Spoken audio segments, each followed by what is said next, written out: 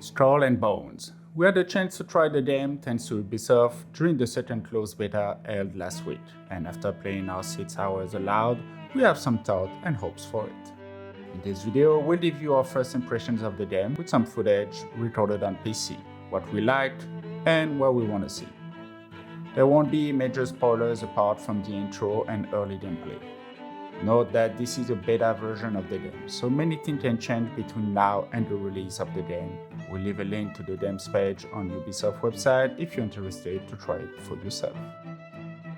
Looking at Skull and Bones. Now, to give it a fair go, you need to forget what the development history of the game is. Forget the previous promises and direction the game was going to, and just take it as is. Take it at face value for what it is now.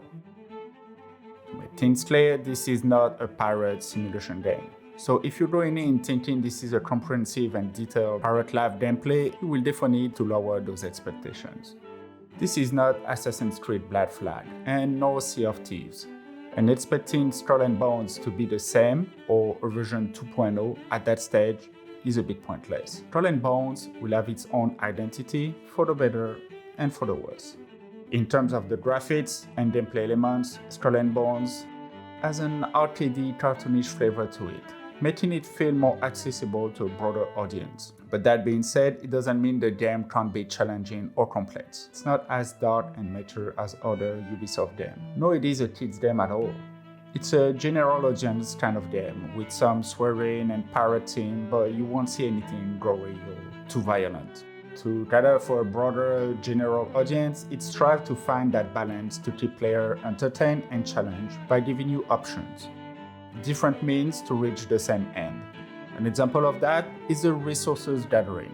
If you're not too skilled at or enjoying the naval battle, you can still go and harvest resources or trade at various ports and locations with some market mechanics in place for the latter and a simple mini-game for the resources harvesting. The same can happen during missions where you're tasked to steal materials from a convoy. You have most of the time an option to just buy it or find it another way if you do not want to risk your boat.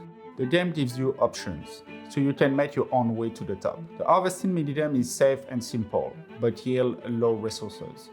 It's a safe bet at the beginning of the game when you have no means to defend yourself, but you will find many other ways soon enough to gather more resources at a greater risk too. So you're not bound to repeat that minigame over and over all the time. The game evolves with your level. It's a right to riches kind of evolution. And like any survival sandbox kind of game, you start with nothing, gathering resources by hand before climbing the ladder and getting more effective means to generate those resources. Story-wise, the game starts you in an epic naval battle where you get your first taste of combat. But we suddenly get our ass handed to us and sink. Luckily, we survive. But now I have to start from scratch, and that's when the character creation pops in. It's not the most detailed and fully fleshed out character customization menu, but considering it's an online game, it does well enough. And being an Ubisoft game, you bet that we will acquire more customization items along the way, via gameplay or for some doublons. From there, the game teaches you the basic mechanics to get you started, the simple stuff, in a safe space. And that's when we double-cross for the first time and start our blacklist of NPCs to whom we'll seek revenge. Continuing the prologue, we head then to St. Anne, the main port/HQ of the start of the game. That is where we learn about all the different shops and how to build boats, weaponry, tools, and furniture. The game is pretty much holding your hand at that stage, teaching the main mechanics, and after some basic mission, the worlds open up to you. At that stage, you can choose to follow the main story or do side quests. It's unclear at that point how big and fleshed out the campaign or main story mission is, to be honest. There's potential here, but we can't tell until we played it all. The Ultimate Edition of the game comes with 2 extra missions, indicating that there might be some deeper story and lore to explore here. Note that the Ultimate Edition also includes a Battle Pass, so we can expect some seasonal content for 1 season at least. Obviously, we don't know how the story evolves and what reward it yields comparatively to the contracts. But like any open-world multiplayer game, advancing the main story generally unlocks more opportunities and rewards but mixed with some side contents, you will be able to level up to be ready for those story missions. Talking of side contents, let's have a quick look at what's on offer in the early stages of the game and what to expect later on. Once the prologue is done, you will be able to participate in various activities. The easiest one to access are probably the contracts from the various people around St. Anne and other ports. Some contracts are requests of trading goods, hunting some beasts, retrieving stolen goods, escorting shipments, etc. Some easier than others at low level and others requiring specific ships or tools. You also have a bounty board where you can find some infamous pirates to chase down. You will also come across rumors, more often than not requiring a bribe for the NPCs to spill the beans. Those rumors are often time-based too, expiring after a while if you're not acting on it.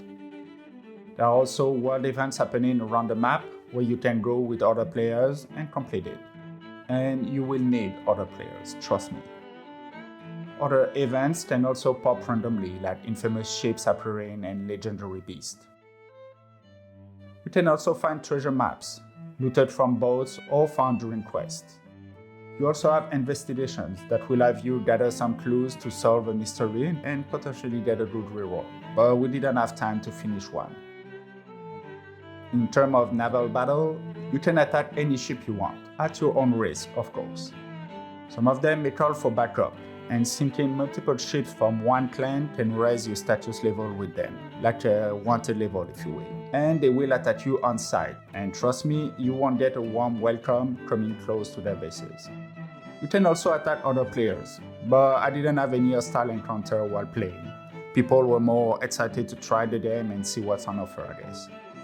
The battle system can seem simple at first, as there's nowhere to hide or take cover from at sea. But the strategy comes down to three main things: your arsenal, your positioning, and the weather. You can upgrade your cannons and various weapons as you level up, as well as your defenses. But they all have various attributes, not only in range, damage, or reload time, but also in damage type. The positioning of them on your board is also important, depending which side you're attacking on. You can have different cannons on each side, some with more range and others with more damage for close combat, for example. So it's for you to manage your load and position yourself adequately at sea, to bombard weak points and avoid being hit. And the last major element is the weather. Fighting in calm seas, you will have more maneuverability, better view of your enemies, and an easier time to aim. In contrast, during a storm, you will be swinging left and right, making it more difficult to land a shot or chase an enemy. And those big waves will also cause damage to your ship. They make the fight more intense, but also more fun.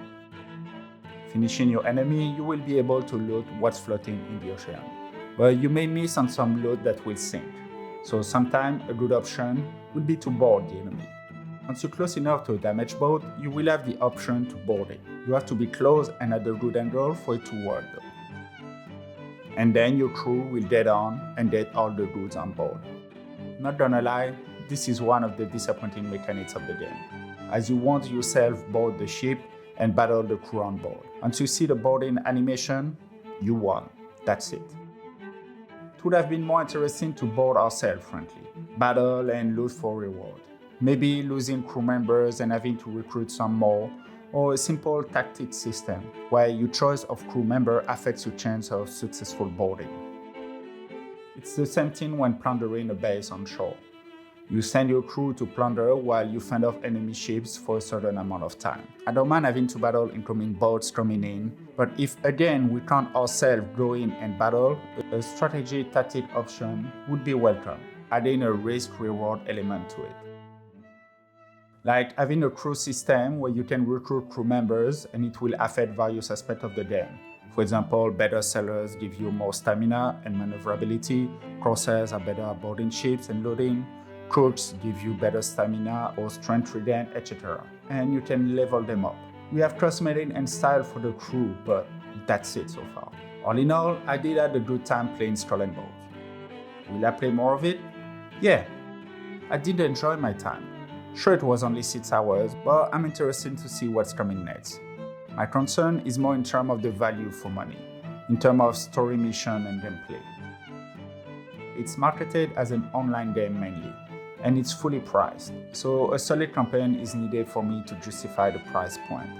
What to also consider is the attention that the game will receive in terms of content and seasonal content. It's difficult at that point to overload the development hell the game went through. Will that game just be released and die like we saw with Marvel Avengers, or thrive with adequate support and updates like GTA Online, for example? It's a bit of a gamble at that point. I'll be more confident when the game releases on the 16th of February and when we'll have a clear roadmap of the content coming in.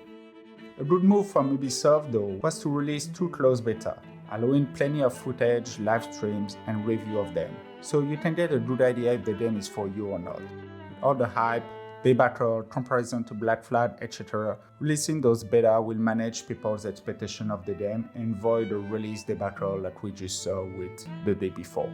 So, the game is due to release in 2 months. The link to the Ubisoft game page is in the description down below. Thanks everyone for tuning in, and until next time, see ya.